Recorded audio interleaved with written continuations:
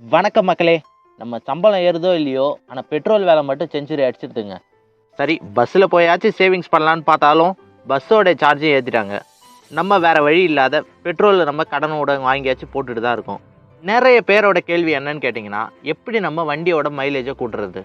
சரி, நம்மளால் பெட்ரோல் விலையில் எந்த மாற்றத்தையும் கொண்டு வர முடியாதுங்க. ஆனால் நம்ம வண்டி பெட்ரோல் கன்சப்ஷன் நம்மளால் கண்ட்ரோல் பண்ண முடியும். இன்றைக்கி நம்ம சொல்ல போகிற டிப்ஸ் மூலமாக மைலேஜில் பெரிய டிஃப்ரென்ஸ் நம்மளால் பார்க்க முடியுங்க. அது மட்டும் இல்லாத நம்ம வண்டி டிரைவிங்கே ஒரு ஸ்மூத்தாகவே இருக்குங்க. அந்த அளவுக்கு ஒரு சேஞ்சஸ் கிடைக்குங்க இந்த டிப்ஸ் மூலமாக. அந்த டிப்ஸ் என்னன்றதை பார்க்குறதுக்கு முன்னாடி இந்த வீடியோ பார்த்துட்டு இருக்க எல்லாரும் மறக்காமல் லைக் அண்ட் சப்ஸ்கிரைப் பண்ணிவிடுங்க. நீங்கள் பண்ணுற ஒரு லைக்கும் இன்னொருத்தவங்களுக்கு இந்த வீடியோ ரெக்கமெண்டேஷனில் ஆகுங்க. அது மூலமாக இன்னொருத்தவங்களும் தெரிஞ்சுப்பாங்க. அதனால் இதை மறக்காமல் பண்ணிவிடுங்க. வாங்க வீடியோக்குள்ளே போயிடலாம். நம்ம லிஸ்ட்டில் ஒரு 10 டிப்ஸ் இருக்குங்க. அதில் சொல்ல போகிற ஒரு டிப்ஸும் வெரி வெரி இம்பார்ட்டண்ட்டு. அது கண்டிப்பாக உங்களோட மைலேஜோட பர்சன்டேஜை ஒரு டிப்ஸும் இன்க்ரீஸ் பண்ணும். ஸோ ஸ்கிப் பண்ணாமல் பாருங்கள். ஃபர்ஸ்ட் ஆஃப் ஆல், நம்ம வண்டியை வெயிலில் நிறுத்துறதை நம்ம அவாய்ட் பண்ணுங்க. அது ஏன்னு கேட்டிங்கன்னா, வெயிலில் இருக்கும்போது நம்ம வண்டியோட கலர் ஃபேட் ஆகும். அது மட்டும் இல்லாத ஓவர் டெம்பரேச்சர் மூலமாக நம்ம போட்ட பெட்ரோல் எவாப்ரேட் ஆகிறதுக்கு நிறைய சான்சஸ் இருக்குங்க. ஸோ முதல்ல வண்டியில் வெயிலில் நிறுத்துறதை நிறுத்திக்கங்க. செகண்ட் டிப் என்னன்னு கேட்டிங்கன்னா, வண்டியை கரெக்ட் டைம் லைனில் சர்வீஸ் பண்ணுறது அவசியங்க. நான் சர்வீஸ்ன்னு எதை சொல்கிறேன்னா, டைமுக்கு இன்ஜின் ஆயில் சேஞ்ச் பண்ணுறது, பிரேக் டைட் வைக்கிறது போன்ற நிறைய சின்ன சின்ன ஒர்க்ஸ்லாம் இருக்குங்க. அந்த ஒர்க்கெல்லாம் நம்ம கரெக்டாக மெயின்டைன் பண்ணுறதுனால வண்டியோட ஹெல்த்து கண்டிப்பாக பெட்டராக இருக்குங்க. இதே புது வண்டினா 3லேருந்து 4 மாதம் வரைக்கும் கம்பெனிலே ஃப்ரீ சர்வீஸ் கொடுத்துறாங்க. அது கம்பெனியை பொறுத்து மாறும். ஆனால் பழைய வண்டிக்கு அப்படி இல்லைங்க. லோக்கல் சர்வீஸ் சென்டரிலோ இல்லை நீங்களே கூட கரெக்டாக அந்த ஆயில் சேஞ்ச் பண்ணுறது, இந்த பிரேக் டைட் பண்ணுறது, இந்த மாதிரியான சின்ன சின்ன ஒர்க்லாம் பண்ணுறதுனால வண்டியோட ஹெல்த் இன்க்ரீஸ் ஆகும். அது மூலமாக மைலேஜ் இஷ்யூ கொஞ்சம் குறையும். அடுத்தபடியாக பைக் டயரோட ப்ரெஷரை நம்ம மெயின்டைன் பண்ணுறது ரொம்ப முக்கியங்க. நீங்கள் சைக்கிள் ஓட்டும் போது நிறைய முறை நோட் பண்ணியிருப்பீங்க. சைக்கிளில் காற்று கம்மியாக இருக்கும்போது வண்டி ரொம்ப மிதிவாகும், சைக்கிள் ரொம்ப மிதிவாகும். அதே காற்று கரெக்டாக இருக்கும்போது அவ்வளோவா இருக்காது. இதே சேம் ப்ராப்ளம் தாங்க வண்டிக்கும். காற்று கம்மியாக இருக்கும்போது வண்டியோட டயருக்கும் தரைக்கும் இருக்கிற டிஸ்டன்ஸு கொஞ்சம் குறையுங்க. அப்படி குறையும் போது கூடவே வீல் ரொட்டேஷன் ஸ்மூத்னஸ் குறையும். அதனால் இன்ஜினுக்கு கொஞ்சம் லோடு அதிகமாகிறதுனால பெட்ரோல் யூசேஜ் அதிகமாக இருக்கும். அதனால் டயர் ப்ரெஷர் மெயின்டைன் பண்ணுறது மூலமாக மைலேஜை குறையாத நம்ம பார்த்துக்கலாங்க. அடுத்து டேங்க்கு கீழே இருக்கிற கார்பரேட்டரில் ஒரு சின்ன மெயின்டெனன்ஸ் இருக்குங்க. நான் பார்த்த வரைக்கும் நிறைய பேர் இந்த தப்பை பண்ணுறாங்க. வண்டி ஐடியில் இருக்கும்போது ரொம்ப ஸ்மூத்தாக இருக்கணுன்றதுக்காக அந்த ஸ்க்ரூவை குறைப்பாங்க. இல்லை சில பேர் கிளச்சு ரொம்ப லூஸாக இருக்குதுன்றதுக்காக, கீர் இடித்து வண்டி நிற்கக்கூடாதுன்றது காரணத்துக்காக ஸ்க்ரூவை கூட்டுவாங்க. இது ரெண்டுமே மைலேஜுக்கு ரொம்ப ப்ராப்ளத்தை வர வைக்கும். கார்பரேட்டர்ன்றது பெட்ரோல் மெயின்டெனன்ஸுக்கு ரொம்ப முக்கியமான ஒரு விஷயம். ஸோ அந்த தப்பை அதில் பண்ணாதீங்க.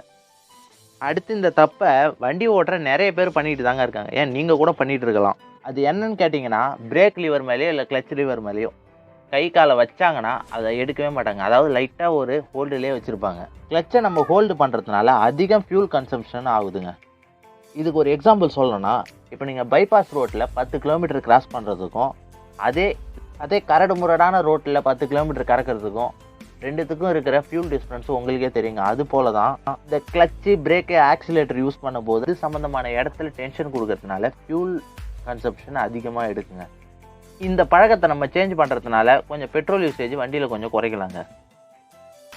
இது வரைக்கும் நம்ம வீடியோவில் பார்த்ததெல்லாம் தெரியாத நம்ம பண்ண தப்புங்க. ஆனால் நம்ம தெரிஞ்ச இந்த தப்பை நம்ம பண்ணிகிட்டு இருக்கோம். அது என்னென்னு கேட்டிங்கன்னா, இப்போ நம்ம வண்டியில் ஏதாவது ஒரு ஸ்பேர் பார்ட்ஸ் ஃபெயிலியர் ஆகிடுச்சுன்னு வச்சுங்களேன், அடுத்து நம்ம அதுக்கேற்ற ஒரு ஒரிஜினல் பார்ட்ஸை தான் நம்ம ரீப்ளேஸ் பண்ணுங்க.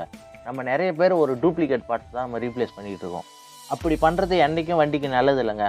ஏன்னு கேட்டிங்கன்னா, ஒவ்வொரு பொருளுமே அந்த வண்டிக்கு ஏற்ற மாதிரி ஆப்டிமைஸ் ஆகி தான் வரும். கட்டாயமாக இன்ஜினில் மட்டும் அந்த தப்பை பண்ணிடாதீங்க. மற்ற பார்ட்ஸாக இருந்தாலும் பரவாயில்ல, அவுட்டரில் இன்ஜினில் மட்டும் எந்த பார்ட்ஸ் மாற்றுறதா இருந்தாலும் ஒரிஜினல் பார்ட்டை ரீப்ளேஸ் பண்ணுங்கள்.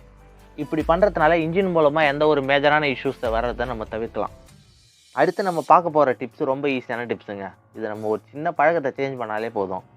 ஓவர் ரேசிங் பண்ணுறதை நம்ம அவாய்ட் பண்ணுங்க. ஓவர் ரேசிங்னா என்னென்னு கேட்டிங்கன்னா, தேவையில்லாத இடத்துல ஆக்சிலேட்டரில் நம்ம முறுக்கிட்டு போகிறது. அதாவது அந்த ஆக்சிலரேட்டரை அதிகமாக யூஸ் பண்ணும்போது பெட்ரோல் கன்சப்ஷன் கொஞ்சம் அதிகமாகும். ஸோ அதை நீங்கள் குறைச்சிங்கன்னா நிறைய இடத்துல நீங்கள் பெட்ரோலை நீங்கள் சேவ் பண்ணலாம். அடுத்தபடியாக முடிஞ்ச அளவுக்கு நீங்கள் சிக்னலில் இருக்கும்போது வண்டி ஆஃப் பண்ணுறது நல்லதுங்க. அதாவது 15 செகண்ட்ஸுக்கு மேலே நீங்கள் அந்த இடத்துல நீங்கள் நிற்கிற மாதிரி இருந்தால் கண்டிப்பாக ஆஃப் பண்ணுறது பெட்டர் தான். இப்போ வர புது வண்டியிலலாம் i3 சிஸ்டம் இன்பில்டாகவே வருதுங்க. அதனால் அந்த பிரச்சனை இருக்காது. பழைய வண்டியை பொறுத்த வரைக்கும் நம்ம தான் பண்ணணும். அதை பண்ணுங்கள். முடிஞ்ச அளவுக்கு வண்டியை 1 மாதத்துக்குள்ளேயோ இல்லை 2 மாதத்துக்குள்ளேயோ வாஷ் பண்ணுறதுக்கு ட்ரை பண்ணுங்கள். ஏன்னு கேட்டிங்கன்னா, நீங்கள் வாஷ் பண்ணும்போது வண்டியில் ஏதாவது ஒரு சின்ன பிரச்சனை ஏதாவது இருந்துச்சுன்னா உங்களுக்கு தெரிய வாய்ப்பு இருக்குது. அது மட்டும் இல்லாத வண்டியை வாஷ் பண்ணும்போது உங்கள் வண்டியை மேனுவலாக செக் பண்ணுறது நல்லதுங்க. ஏன்னா சில பேர் வண்டியை செக் பண்ணாத விட்டுருப்பாங்க. அதை நான் நிறைய பேர் பார்த்துருக்கேன். பேக் வீல் பயங்கரமாக ஆடும். அது ஏன்னு கேட்டிங்கன்னா பேரிங் வீக் ஆனதுனால. இன்கேஸ் பேரிங் ஃபெயிலியர் ஆச்சுன்னா சடனாக வீல் வந்து ஸ்டக் ஆகிடும். அப்படி ஆகிறதுனால விபத்து நடக்க நிறைய வாய்ப்பு இருக்குது. அடுத்தபடியாக நம்ம சொல்ல போகிறது இதை டிப்ஸ்ன்னு சொல்ல முடியாது, ஒரு சஜஷன் தான் சொல்ல முடியும். ஏன்னு கேட்டிங்கன்னா முடிஞ்ச அளவுக்கு நம்ம வண்டியை ஒரே ஆளாக யூஸ் பண்ணுற அளவுக்கு பார்த்துக்குங்க. ஏன்னு கேட்டிங்கன்னா நம்ம வண்டியை பற்றி நமக்கு தான் தெரியும். அப்போ தான் நம்ம வண்டி நம்ம கரெக்டாக மெயின்டைன் பண்ண முடியும். இது மூலமாக வண்டியில் வர நிறைய ப்ராப்ளம் தவிர்க்கலாங்க. பண்ணி பாருங்க. ஓகே மக்களே, இந்த வீடியோவில் சொல்லப்பட்டிருக்கிற டிப்ஸ்லாம் சின்ன சின்ன டிப்ஸாக இருந்தாலும் ரொம்ப எஃபெக்டிவ்ங்க. ட்ரை பண்ணி பார்த்துட்டு கமெண்ட்டில் சொல்லுங்கள். இதை தவிர்த்து நமக்கு பேசிக்காக நிறைய கேள்விகள் இருக்கும். வண்டியை ரிசர்வில் ஓட்டலாமா இல்லை ஆனில் ஓட்டலாமான்னு. இது மாதிரியான கேள்விகள் நான் சூஸ் பண்ணி வச்சுருக்கேன். உங்களுக்கு இதை மாதிரி ஏதாவது டவுட் இருந்துச்சுன்னா மறக்காமல் கீழே கமெண்ட்டில் தெரிவிங்க. அதையும் சேர்த்து நம்ம அடுத்த வீடியோவில் பார்க்கலாம். ஓகே மக்களே, இந்த வீடியோ உங்களுக்கு பிடிச்சிருந்தா மறக்காமல் லைக் பண்ணுங்கள். இந்த மாதிரியான கண்டென்ட் நிறைய நீங்கள் பார்க்கணும்னு நினச்சிங்கன்னா சப்ஸ்கிரைப் பண்ணுங்கள். இந்த வீடியோவை பற்றின நிறை குறைகளை கமெண்ட் பண்ணுங்கள். உங்கள் நண்பர்களுக்கு இந்த விஷயம் தெரியலனா ஷேர் பண்ணுங்கள். இன்னொரு வீடியோவில் சந்திக்கிறேன். நன்றி, வணக்கம்.